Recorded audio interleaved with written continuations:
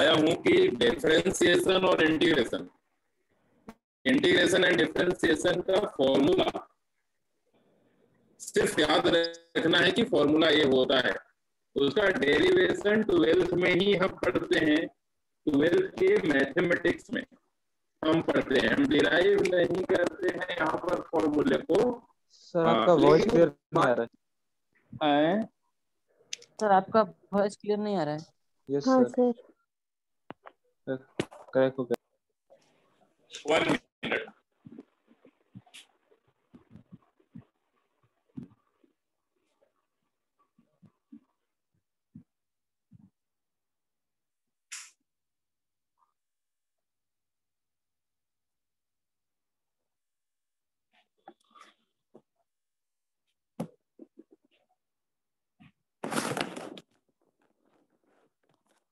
मैं क्या कर रहा हूँ, अब आवाज साउंड क्लियर आ रही है, आवाज क्लियर आ रही है?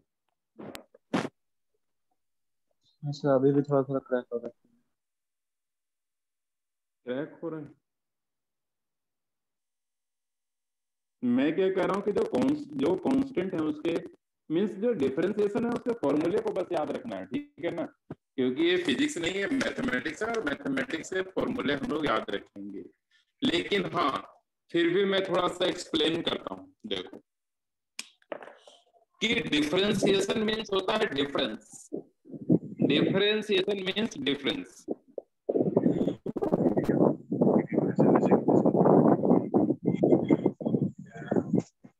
वॉइस इज ऑडिबल और नॉट?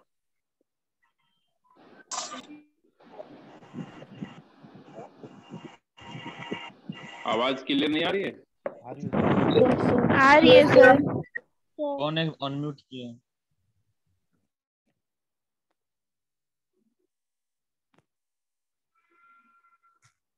ओके, तो differentiation means difference, difference, differentiation means difference between two quantity.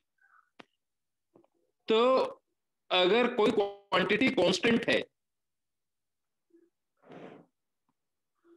कोई क्वांटिटी कांस्टेंट है, मतलब इनिशियली भी के है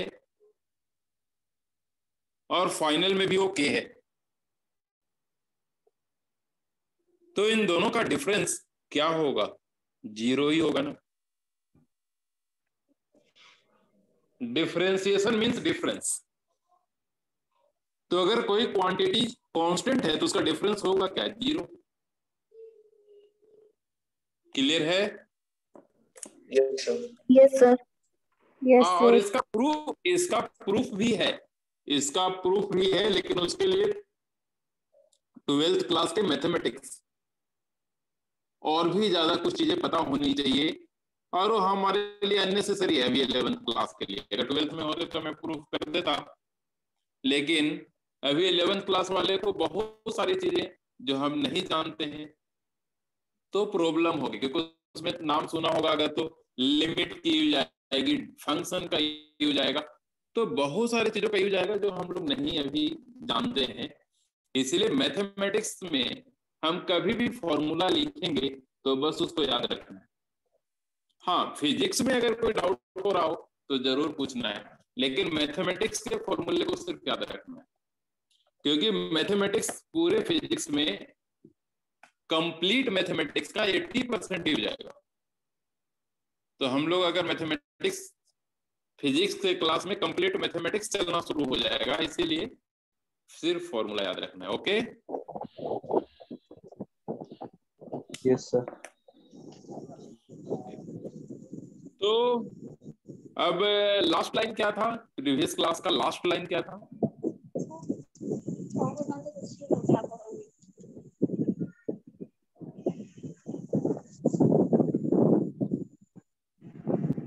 लास्ट लाइन क्या था, याद है किसी को? नोट्स में बोलो, देख के बोलो, लास्ट लाइन क्या था?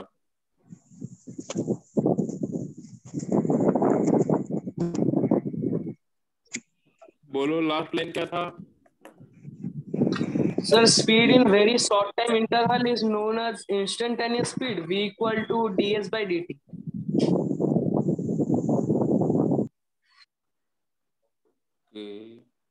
अच्छा, सॉरी, और डाउट क्लासेस था। Yes, कुछ sir. क्वेश्चंस दिए थे। हाँ previous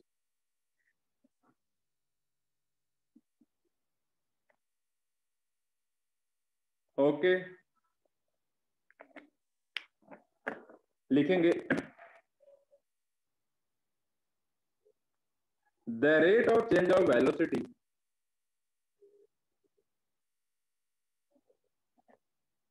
the rate of change of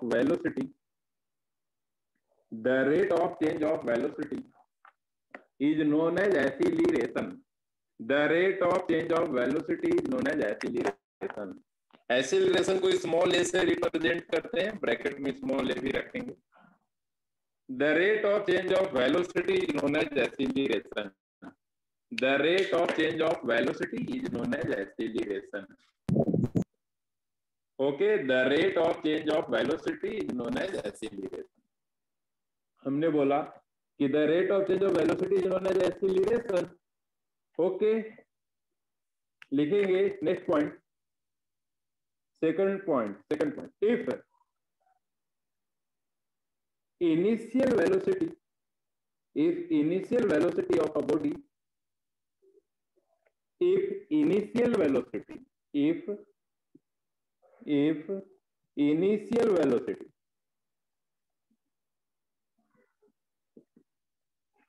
of a body is u and after time t and after time t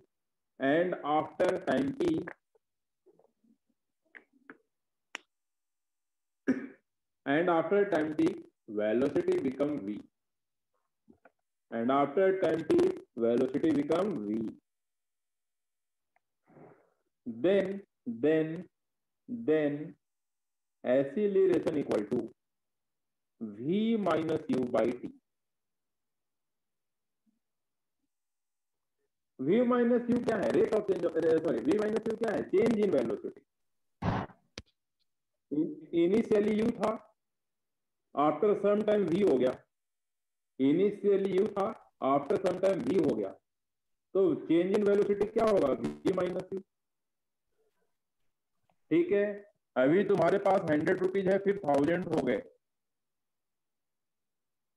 तो कितना ज्यादा हो गया पैसे, उसी को चेंज कहते हैं. या कितना कम हो गया, कितना कम हुआ या कितना ज्यादा हुआ. तो कितना से ज्यादा हो गया? तो 900. कैसे फाइंड किया हम लोगों ने? This minus this. तो चेंज इन वेलोसिटी हमेशा फाइनल माइनस इनिशियल से कैलकुलेट करेंगे. Change in velocity means final velocity minus initial velocity. और जब उस चेंज वेलोसिटी को टाइम से डिवाइड करते हैं तो होता है rate of change of velocity, that is acceleration. Any problem? कोई दिक्कत है किसी को? No sir. No, sir. Next point. No sir. It is vector quantity. Okay, it is vector quantity. It is vector quantity. It is vector quantity.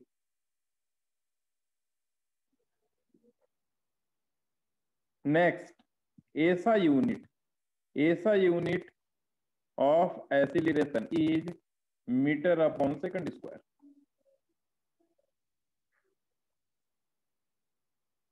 Third,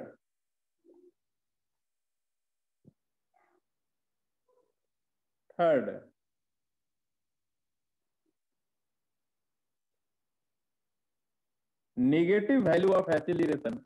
Negative value of acceleration. अगर किसी acceleration का value negative है, hello sir. तो उसको हम, हाँ sir acceleration vector quantity है ना सर? हाँ, इट इज वेक्टर क्वांटिटी लिखा ना हमने. हाँ सर. हाँ, it is vector quantity. Vector है, स्केलर नहीं, क्योंकि इसमें डायरेक्शन होता है. Okay, yes.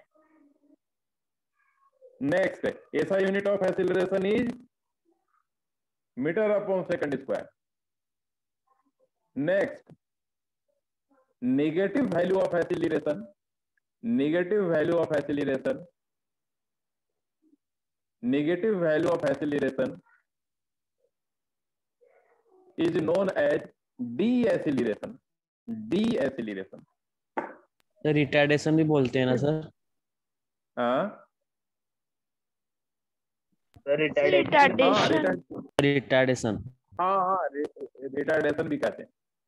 Negative value of acceleration is known as deceleration और रिटार्डेशन, दोनों कहते हैं। Negative value of acceleration is known as deceleration और रिटार्डेशन। अगर वैल्यू नेगेटिव होगा, अगर सभी लोगों के घर में बाइक होगा, कार होंगे, सभी लोगों के घर में बाइक कार होते ही होते, तो एक्सीलरेटर उसमें होता है। Accelerator means what? Acceleration generate करने का इंस्ट्रूमेंट। एक्सीलरेटर एक्सीलरेशन जनरेट करता है। हम एक्सीलरेटर लेते हैं तो स्पीड बढ़ जाता है। तो ऐसा एक्सीलरेशन जो स्पीड को बढ़ा देता है या वेलोसिटी को बढ़ा देता है, वो पॉजिटिव एक्सीलरेशन होता है, और हमारे बाइक में वही होता है। बट ऐसा एक्सीलरेशन जो स्पीड या वेलोसिटी को डिक्रीज कर दे, वो नेगेटिव एक्सीलरेशन होता है, जिसको हम रिटार्डेशन या डीएक्सीलरेशन करते हैं। मींस रिटार्डेशन और डीएक्सीलरेशन मींस व्हाट? कि वेलोसिटी धीरे धीरे डिक्रीज करने वाला इंस्ट्रूमेंट, और हम लोग डिक्रीज करने वाला एक्सीलरेटर नहीं रखते क्योंकि वो काम ब्रेक कर देता है, इसीलिए। Okay,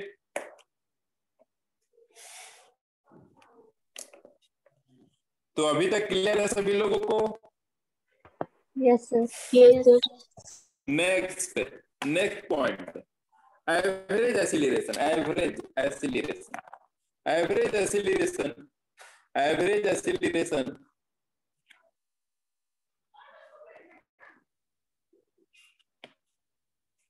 equal to always delta V by delta T. सभी लोग पहले मुझे बताएंगे what is ds by dt, sorry what is delta s by delta T? Change in average speed, change in time. हाँ, मींस एवरेज वेलोसिटी या average speed, है ना?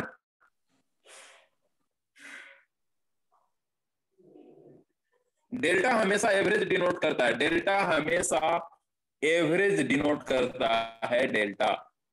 तो यहाँ पे डेल्टा है मीन्स एवरेज एक्सीलरेशन है। Okay, yes sir. सेकंड, अगर इंस्टेंटेनियस एक्सीलरेशन, इंस्टेंटेनियस एक्सीलरेशन, ये एक्सीलरेशन में शॉर्ट में लिखा हूं, बाकी तो यहाँ पे कंप्लीट लिखा हुआ है, बट कितना बार बार लिखूं इसलिए शॉर्ट कर दे रहा हूं। This is dv by dt। Okay, पहले भी हम इंस्टेंटेनियस के लिए d यूज करते थे, अभी भी कर रहे हैं।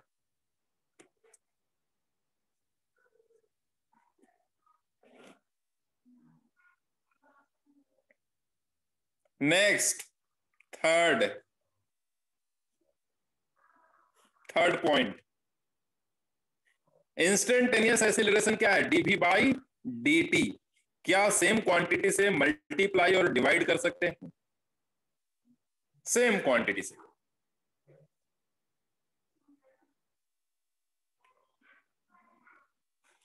कर सकते हैं लीसा?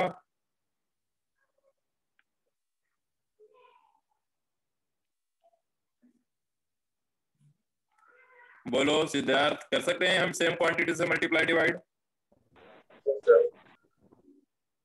तो ये ds by dt, ds by dt means v ना, अपॉन dv बाई ds। तो a acceleration, a instantaneous acceleration with respect to time है। a जो इंस्टेंटेनियस एक्सीलरेशन है वो vt रिलेशन पे डिपेंड कर रहा है, और ये vs रिलेशन पे कर रहा है। मीन्स के एक्सीलरेशन v और t के टर्म में है, और ये एक्सीलरेशन v और s के टर्म में है। Okay,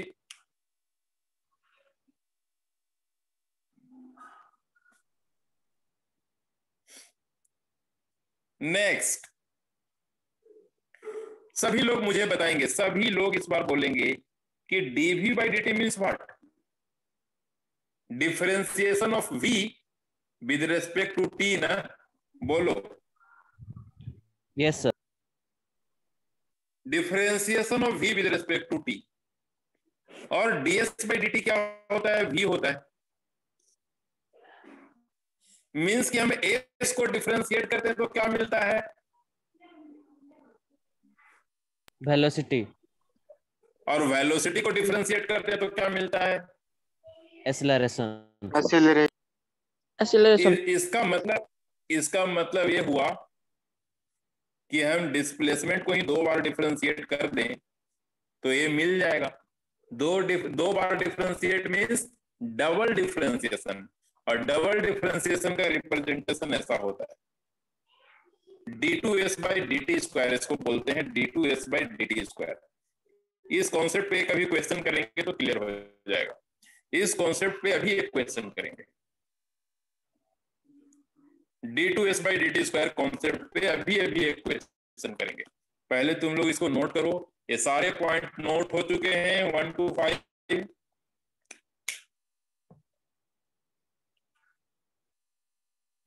yes sir.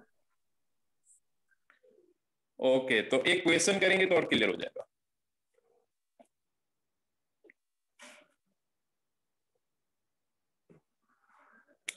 क्वेश्चन क्या है? S equal to T cube, find first v and second find करना a। ठीक है, v और ये फाइंड करना है, करो।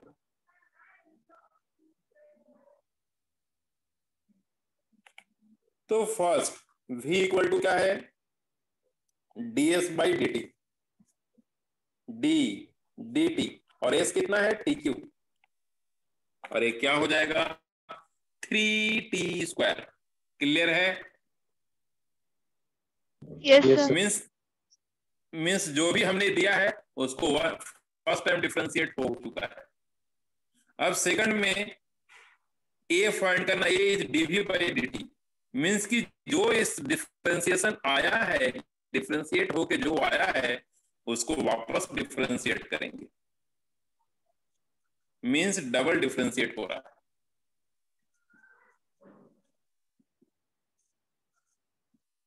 ओके, तो 3 और t dt square by T square का डिफरेंशिएशन क्या होता है? 2t, that is 6t।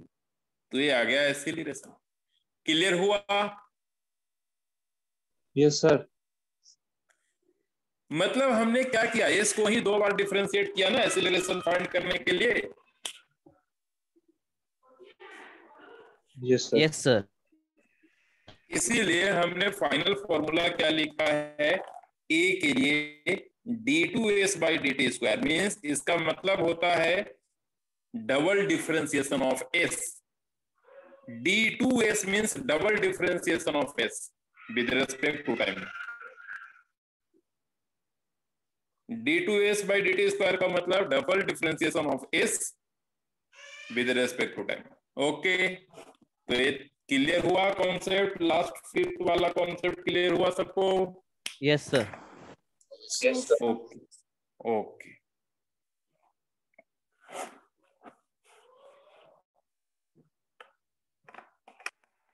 Next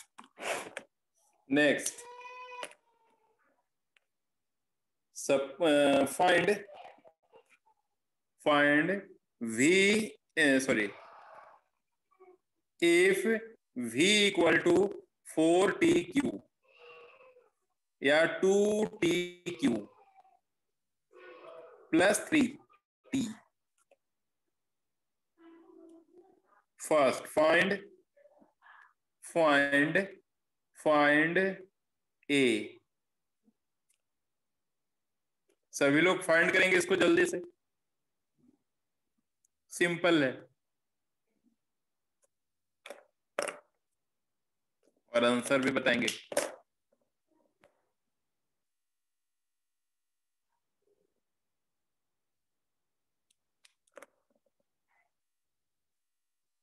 A equal to D V by D T, D D T, V कितना है 2t cube plus 3t, means d2t cube by D T plus d3t by D T. 60 square plus 3. 60 square plus हाँ 6t square plus 3, ये आ गया acceleration. इसी में अगर कोई कहता है कि एट एसिलरेशन फाइंड करना है, find A at t equal to 1 second, तो t को 1 पुट कर देंगे, at 9. t equal 6 into 1 square plus 3 equal to 9। Okay, yes sir. ये एक पर्टिकुलर टाइम पर 1 सेकंड पे एसिलरेशन आया है। अगर कोई 2 बोलेगा तो 2, 3 बोलेगा 3, 5 बोलेगा 5, पुट करते जाएंगे। तो ये आ गया हमारा। नेक्स्ट, ये नोट हो चुका है? Yes sir. Yes, sir. Yes sir. Second question क्या है? नेक्स्ट क्वेश्चन क्या है कि v यहां पर है, v जो यहां पे है वो टाइम डिपेंडेंट नहीं है, डिस्प्लेसमेंट डिपेंडेंट है। Displacement dependent. Find a at s equal to 2 metre.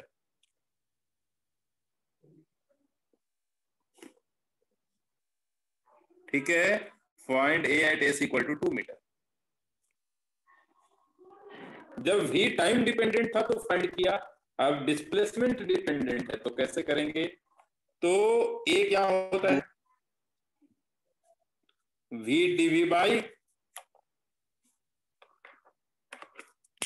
जितने भी फॉर्मूला हमने बताया है सब पे हम यूज कर रहे हैं, सबको हम यूज कर रहे हैं ताकि प्रॉब्लम ना हो बाद में।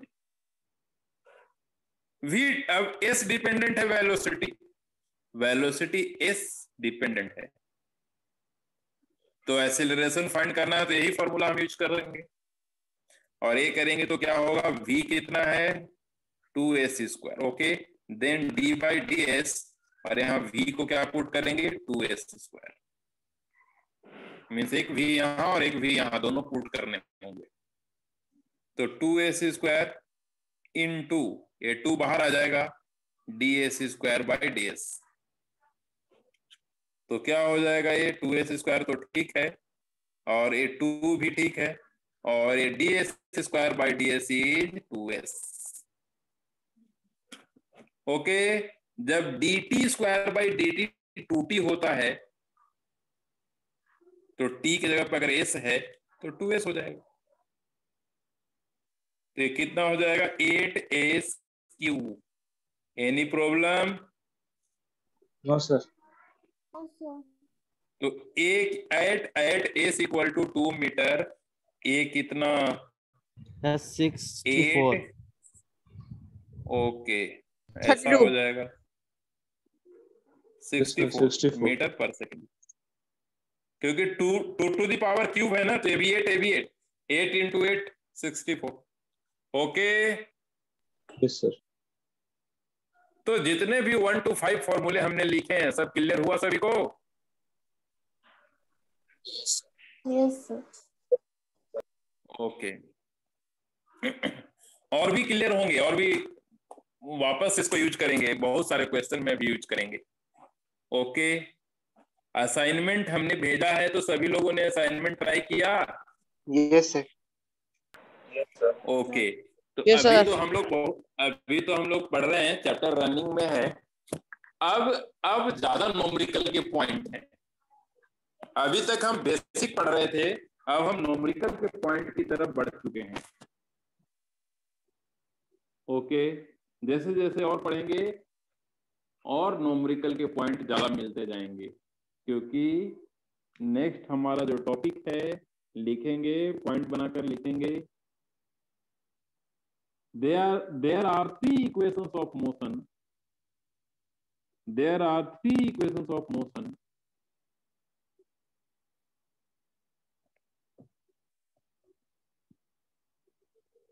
There are three equations of motion. First, first V equal to U plus AT.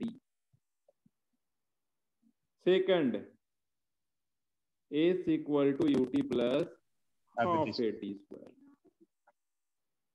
And third, U is ये जो टॉपिक है इसको हमने 9th में पढ़ा होगा. यस सर पढ़ा है क्या? Yes sir. Yes sir. Okay. तो मैक्सिमम क्वेश्चन जो मोशन चैप्टर के हैं वो इसी 3 इक्वेशन पे बेस्ड है. और भी 1-2 इक्वेशन है बाद में बात करेंगे हम. इक्वेशन ऑफ मोशन यही 3 है. बट एक दो और इक्वेशन है. तो ये 2-3 इतने इक्वेशन पे पूरा क्वेश्चन बेस्ड है. ओके, तो अच्छे से हम लोग ध्यान रखेंगे. 3 इक्वेशन ऑफ मोशन लिखेंगे नेक्स्ट पॉइंट में. Equations of motion are valid for constant acceleration only. अगर एक्सीलरेशन कांस्टेंट है तभी वैलिड है. वेरिएबल एक्सीलरेशन के लिए कोई भी वैलिड नहीं है. इसमें जो टर्म है ना ए मींस एक्सीलरेशन, और ये कैसा एक्सीलरेशन है? Constant acceleration. तो लिखेंगे equations of motion are valid for constant acceleration only. Equations of motion are valid for constant acceleration only. सिर्फ कांस्टेंट एक्सीलरेशन पे ही वैलिड है. इसलिए ध्यान रखेंगे. अगर वेरिएबल एक्सीलरेशन हो तो वैलिड नहीं है, ये सब फेल हो जाएंगे. सपोज एक्सीलरेशन है 2 मीटर पर सेकंड स्क्वायर, तो ये वैलिड है या नहीं है?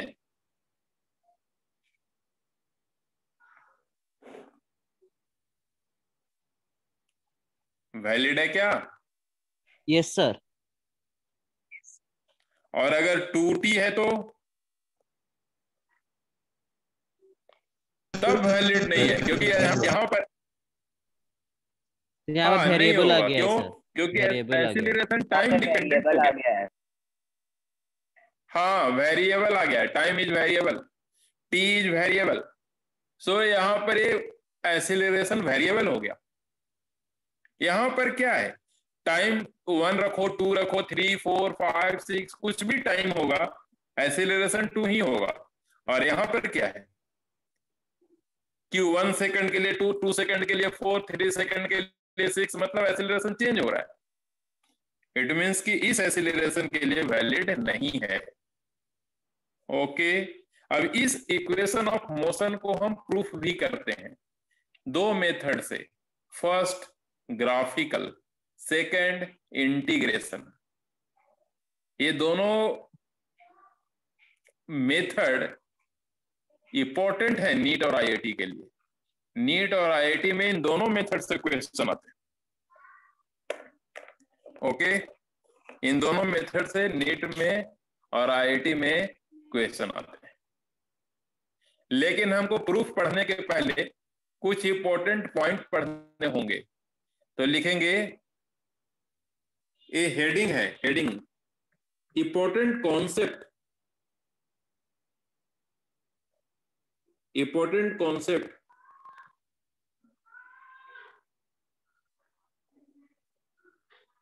Important concept of motion.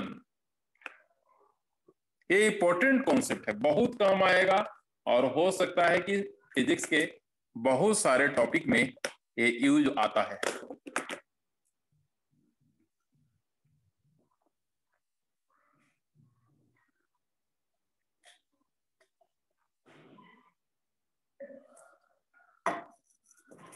ठीक है, फर्स्ट कॉन्सेप्ट क्या है?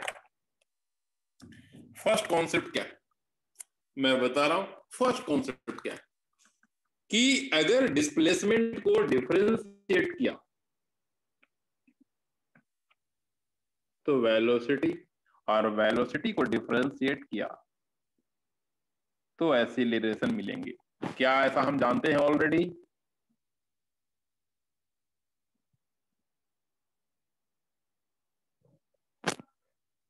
ऑलरेडी Yes, ऐसा sir. जानते हैं क्या? और एक्सीलरेशन को इंटीग्रेट करेंगे। अगर एक्सीलरेशन को इंटीग्रेट करेंगे, नेक्स्ट पॉइंट में लिखता हूं या यहीं पे लिखता हूं, एक्सीलरेशन को इंटीग्रेट करेंगे तो v मिलेगा, और v को इंटीग्रेट करेंगे तो डिस्प्लेसमेंट मिलेगा। ऐसा हमने डाउट क्लासेस सभी लोग ज्वाइन करो। डाउट क्लासेस एक ही तो है, सिंगल डाउट क्लास। फिजिक्स का डाउट क्लास बहुत इंपॉर्टेंट होगा। क्यों? क्योंकि उसमें अब एक बात बताओ, डाउट क्लास में हम करेंगे क्या? नॉमरिकल करेंगे, डाउट करेंगे और नॉमरिकल करेंगे।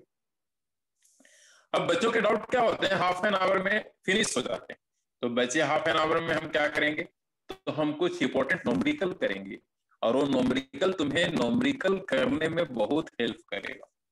अब डाउट क्लासेस में 25 समथिंग स्टूडेंट थे, 25 से भी कम।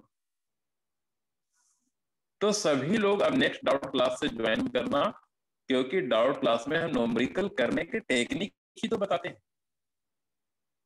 सबसे पहले लोगों का डाउट ले लेते हैं, और जो भी डाउट पूछता है उसको भी हम नॉमरिकल के थ्रू एक्सप्लेन करते हैं, या फिर अगर नॉमरिकल के थ्रू नहीं करते हैं तो रिमेनिंग टाइम में हम नॉमरिकल का कॉन्सेप्ट बताते हैं।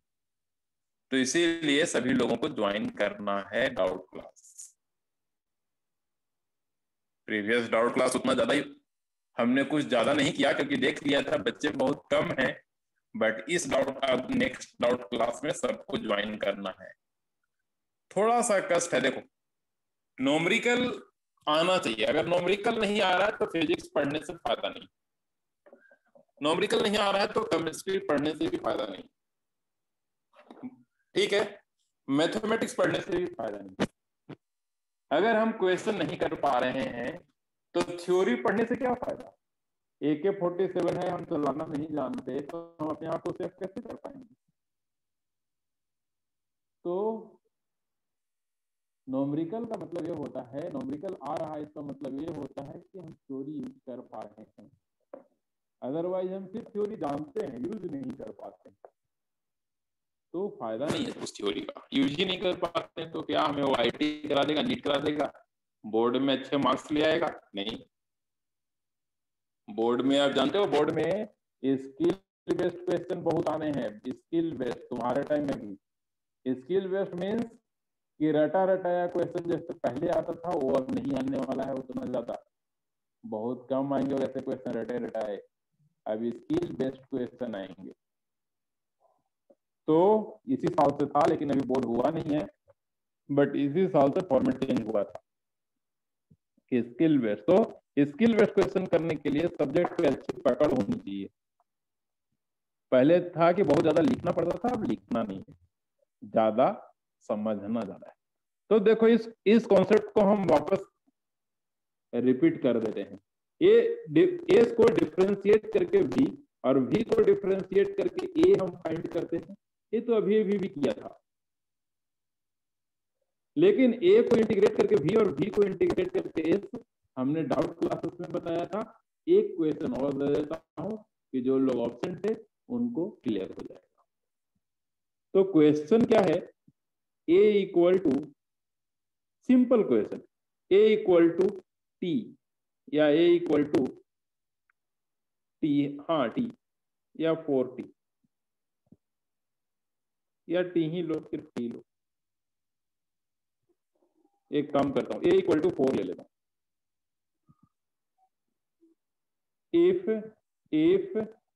a equal to 4, then find first velocity find करना है, देन डिस्प्लेसमेंट। यहां से दिख रहा है कि a को इंटीग्रेट करेंगे तो वेलोसिटी मिलेगा, वेलोसिटी को इंटीग्रेट करेंगे तो डिस्प्लेसमेंट मिलेगा। तो ये गिवन है, इसको इंटीग्रेट करके v लाएंगे, इसको इंटीग्रेट करके s लाएंगे। एक चीज और लेकिन गिवन है। क्या गिवन है? Given that at t equal to 0, v 0 है और s भी 0 है। ये गिवन है। एक क्वेश्चन सभी लोग नोट करेंगे और मैं करूंगा इस क्वेश्चन को, लेकिन जो लोग डाउट क्लासेस में थे वो खुद करेंगे। जो लोग जानते हैं वो खुद करेंगे, जो लोग नहीं जानते हैं वो मेरा देखेंगे।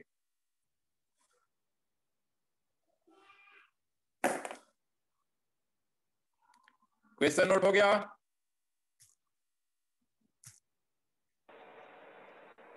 Yes sir. Okay,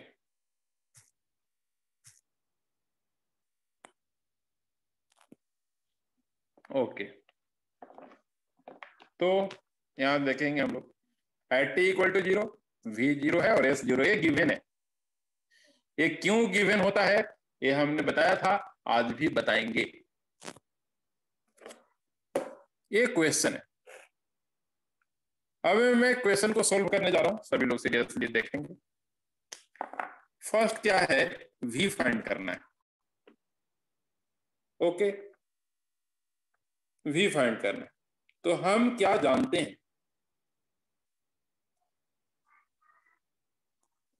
we know that a equal to dv by dt, ऐसा जानते हैं क्या? Yes sir. Yes sir. अगर हमने क्रॉस मल्टीप्लिकेशन किया तो a dt लिख सकते हैं क्या? Yes sir. Yes sir. और अब हम दोनों, अब यहां तक सभी लोग नोट करो। यस सर, हो गया सर। लिखेंगे integrate both side, integrate both side, integrate both side, दोनों साइड इंटीग्रेट कर रहे हैं तो ऐसा साइन लगा दो। उसी लाइन में नहीं, इंटीग्रेट बोथ साइड लिखने के बाद ये लाइन वापस नोट करना है। Okay, yes sir. कहने का मतलब क्या है कि ये लाइन लिखने के बाद लिखेंगे इंटीग्रेट बोथ साइड, और फिर क्या लिखेंगे, DV, integration of DV, integration of DT, ये डीटी। अब डीवी तो ठीक है, ए कितना है 4 और ए है डीटी। डीवी 4 dt, 4 को बाहर ले लिया। Integration of DV is V, हमने बता रखा है। इंटीग्रेशन ऑफ dx x होता है, इंटीग्रेशन ऑफ dy y होता है, इंटीग्रेशन ऑफ dt t होता है, तो उसी टाइप से इंटीग्रेशन ऑफ dv v होगा, equal to 4 integration of dt is t, integration of dx is x, मतलब d हट जाता है सिर्फ, और यहां पर क्या रहेगा, एक कांस्टेंट। दो इंटीग्रेशन है, इधर और इधर, दोनों जगह कांस्टेंट लेने की लेकिन जरूरत नहीं है। अगर 10, 20, 15 ऐसे इंटीग्रेशन हो एक ही क्वेश्चन के अंदर, तो भी हम कांस्टेंट सिंगल ही लेते हैं। Okay, yes sir. अभी तक नोट करेंगे सभी लोग। और ये सी कैलकुलेट करना बहुत जरूरी है, क्योंकि सी का वैल्यू अननोन है। C is constant but unknown constant है वो, हम जानते नहीं है सी को, बट हम कैलकुलेट कर सकते हैं। कैसे, वो मैं बताऊंगा।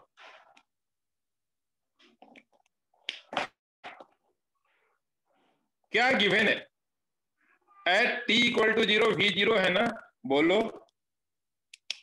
Yes sir. Yes sir. Means अगर हमने 4 और ये जो t है इसको अगर हमने 0 पुट किया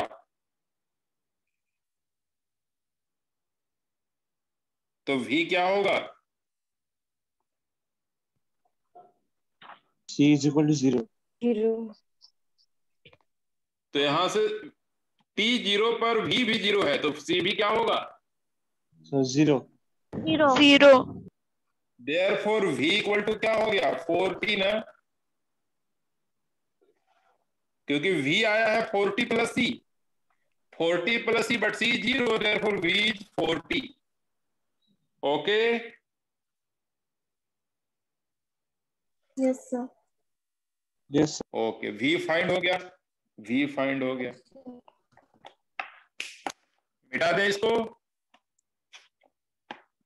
Yes, sir.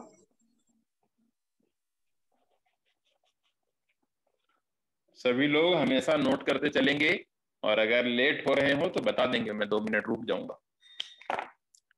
Okay, next question is, next question में एस फाइंड करना है. तो हम क्या जानते हैं कि v equal to D S by D T, जानते हैं क्या? Yes, sir. Yes, sir. After cross, okay, after cross multiplication v D T. अब ds equal to v, v is 40, then 40 dt. Now integrate both side. ठीक है, integrate both side, then ds का integration करेंगे. अब 4 constant है, बाहर ले लो, t dt का इंटीग्रेशन करेंगे. सभी लोग बताएंगे integration of ds is S. S. Sir, S is equal to 40. s, ये तो 4 है. Integration of t dt means T t plus. Power, Yes, sir. t T. का पावर क्या है यहाँ पे? So 1. T square. तो 1 प्लस 1 बाई 1 प्लस 1 ना. Yes, sir. क्लियर हुआ? Yes, sir. Yes, sir. अगर पावर n होता था, अगर पावर n होता था तो हम क्या लिखते थे?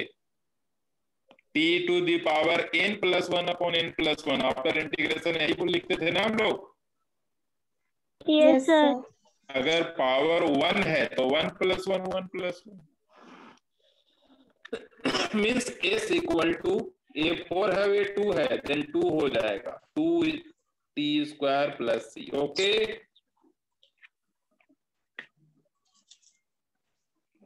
लेकिन हम क्या जानते हैं कि t इक्वल टू 0 पे s भी 0 है. इट मीन्स कि c भी क्या हो जाएगा?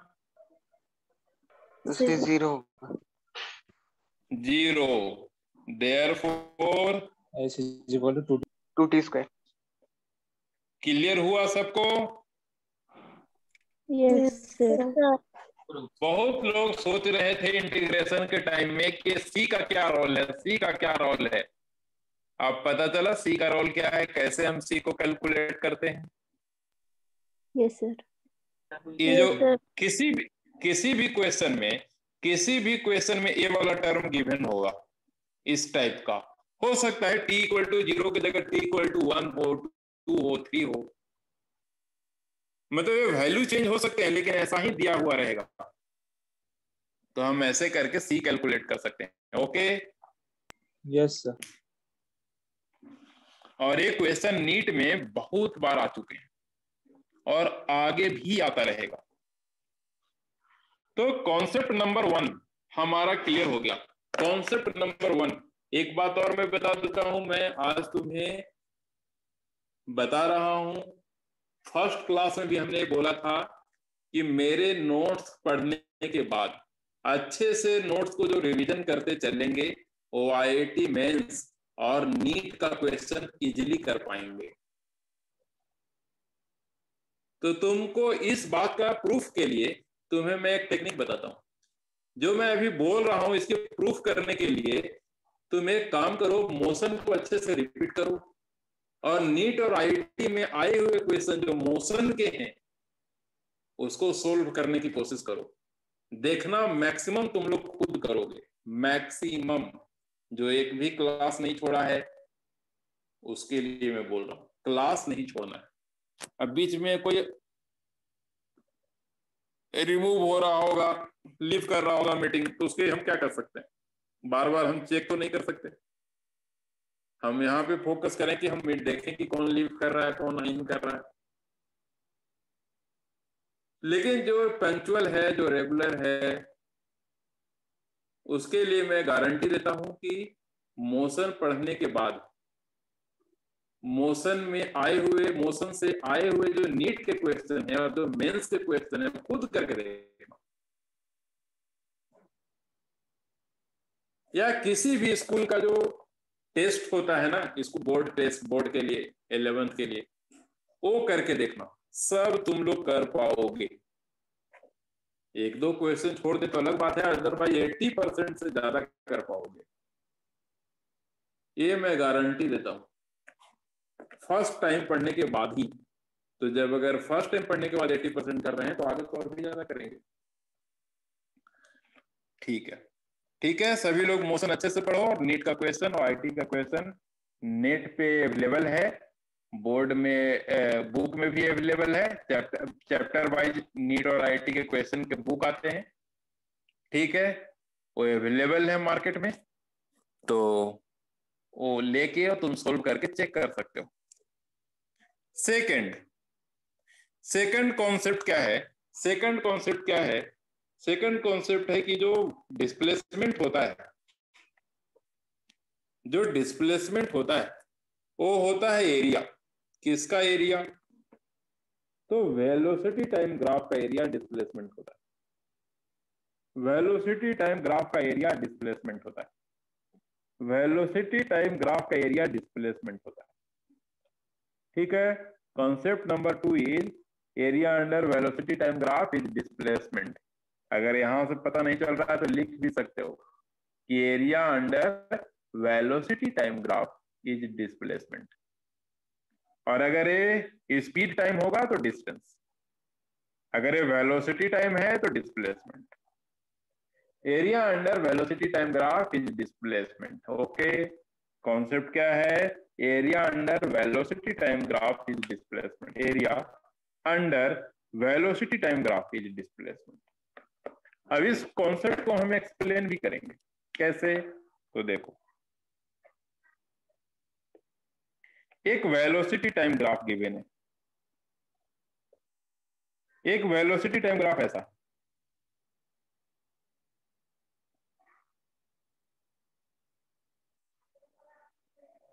ये जो रीजन है वो निगेटिव रीजन है। टाइम के नीचे निगेटिव वेलोसिटी होता है, बट वेलोसिटी तो निगेटिव पॉसिबल है ना, इसीलिए हमने निगेटिव में भी डाल दिया। ये जो है वैल्यू वो है 4 मीटर पर सेकेंड। ये जो वैल्यू है वो है 5 मीटर पर सेकेंड, लेकिन ये तो निगेटिव में होगा, ये पॉजिटिव में होगा।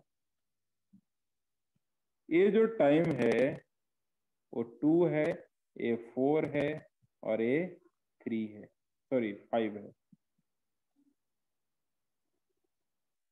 6 ले लेता हूं, 6 है।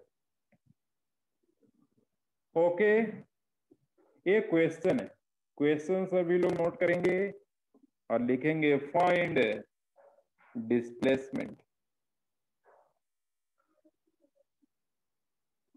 और फाइंड डिस्टेंस भी।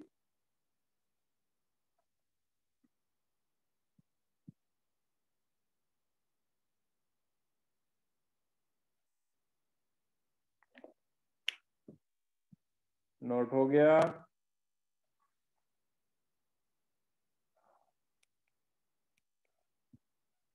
Yes sir. ओके, तो मैं बता रहा हूं, अच्छे से देखेंगे, क्लियरली ऑब्जर्व करेंगे। क्या हमने बताया कि area under velocity time graph is displacement. ठीक है, तो हेडिंग लेंगे सभी लोग सॉल्यूशन। ये जो कॉन्सेप्ट है ना वो फिजिक्स के 10 to 12 चैप्टर मिल जाएंगे, वहां कुछ और होगा वेलोसिटी की जगह पे, हो सकता है वहां पे इंपल्स हो, वहां पे मोमेंटम हो, वहां कुछ और हो, फोर्स हो, टाइम के जगह पे कुछ और हो, लेकिन कॉन्सेप्ट सेम रहेगा, टर्म चेंज हो सकते हैं। सॉल्यूशन क्या है कि डिस्प्लेसमेंट होता है क्या? Area under velocity time graph, ये हमारा कॉन्सेप्ट है। अब एरिया कैसे फाइंड करेंगे? तो एरिया यहाँ पे 2 एरिया है, एक ट्रायंगुलर एरिया और एक रेक्टेंगुलर एरिया। तो इस ट्रायंगुलर एरिया को कैसे कैलकुलेट करेंगे? तो 1/2 इंटू बेस। बेस कितना है यहाँ पे? 4। हाइट कितना है? वो भी 4। और ये पूरा ट्रायंगल टाइम एक्सिस के अबव है कि बिलो है? तो अबव है। तो अबव वाले एरिया को हम पॉजिटिव लेते हैं और बिलो वाले एरिया को हम निगेटिव लेते हैं। ठीक है, ये पॉजिटिव एरिया है और ये निगेटिव एरिया है। ये रिप्रेजेंट कर देना।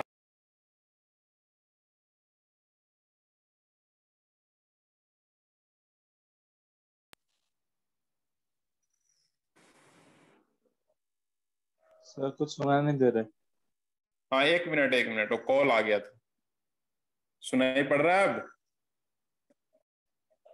Yes sir. ओके, तो ए एरिया पॉजिटिव, ए एरिया निगेटिव। ये पॉजिटिव एरिया ए है, निगेटिव एरिया ए। कितना है निगेटिव एरिया? तो माइनस कर देंगे 1/2 इंटू बेस। बेस कितना है यहाँ पे? 2। और हाइट कितना है? 5। बेस कितना है? 2 है ना ये? Yes sir. And height is 5। It means ये कितना है? 8 - 5 = 3, क्योंकि डिस्प्लेसमेंट है इसलिए मीटर। ओके,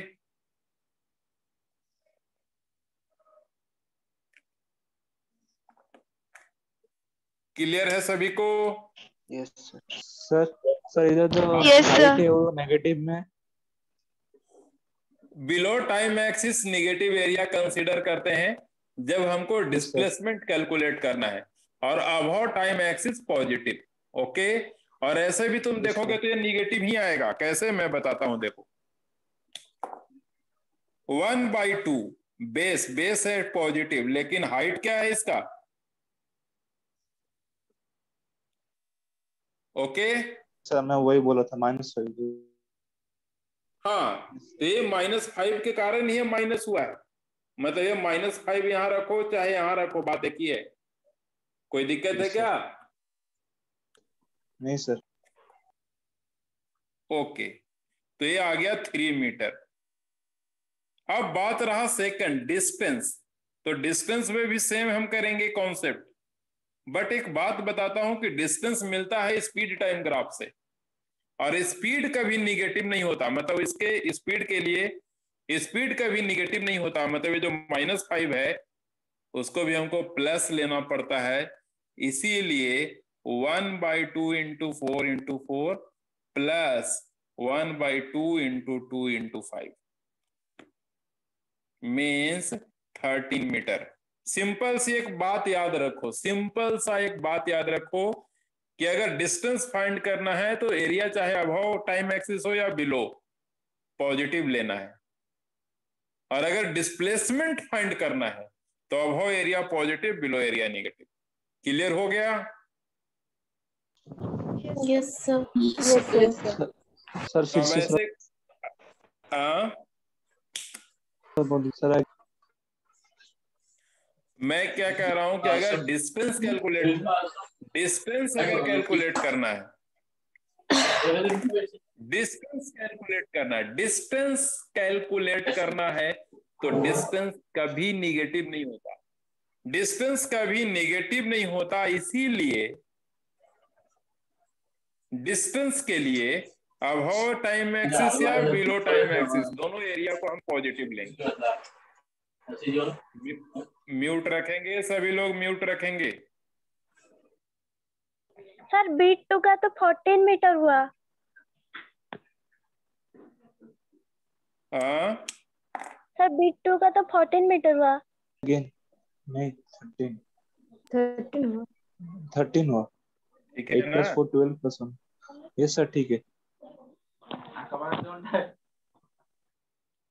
कोई प्रॉब्लम तो कैलकुलेशन में प्रॉब्लम नहीं रखना है। कैलकुलेशन तो फिजिक्स क्लियर है ना? कैलकुलेशन भी ऐसे रॉन्ग नहीं है, सही है।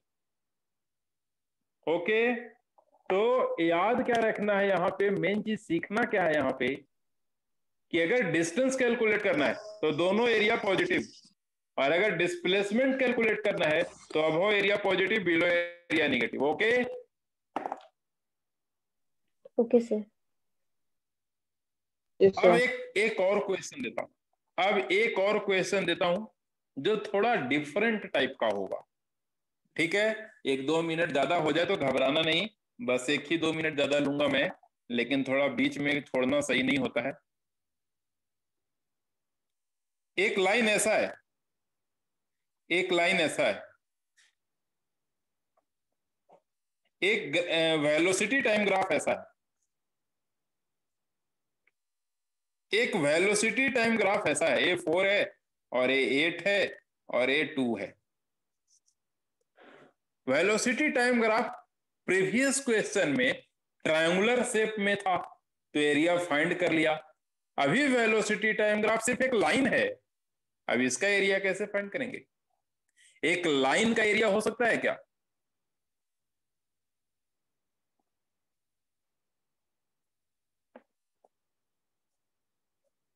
बोलो, एक लाइन का एरिया पॉसिबल है? एक्सेलरेशन है। क्या करेंगे?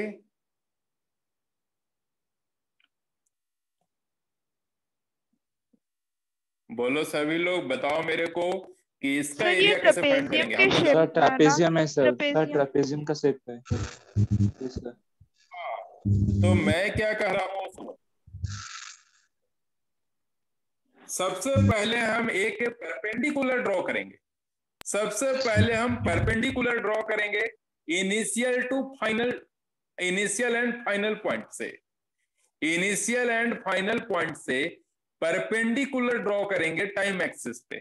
तो यहां से अगर हमने ड्रॉ किया परपेंडिकुलर और यहां से ड्रॉ किया परपेंडिकुलर, तो ये जो एरिया फॉर्म हुआ ट्राइपीजियम का, इसी को कैलकुलेट करना है। अगर कोई एक लाइन हो, कंप्लीट ज्योमेट्री ना हो, तो इनिशियल और फाइनल पॉइंट से परपेंडिकुलर ड्रॉ कर देना टाइम एक्सिस पे,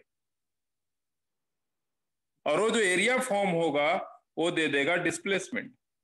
तो एरिया क्या है? ट्राइपीजियम है तो 1/2 into sum of parallel side means this and this, that 4 + 8। और हाइट कितना है? ये वाला हाइट है। Yes, sir. मीन्स कितना हो गया ये? ओके, क्लियर हुआ सभी लोगों को? Yes. तो आज इतना ही रखते हैं, फिर बात करेंगे कल। Yes, sir. ओके, मतलब नेक्स्ट क्लास sir. में। Thank you, Yes, sir. sir. सभी Thank लोग you, sir. डाउट क्लास जरूर थैंक यू पूछेंगे। Sir. Thank you, sir. Thank you to all. Sir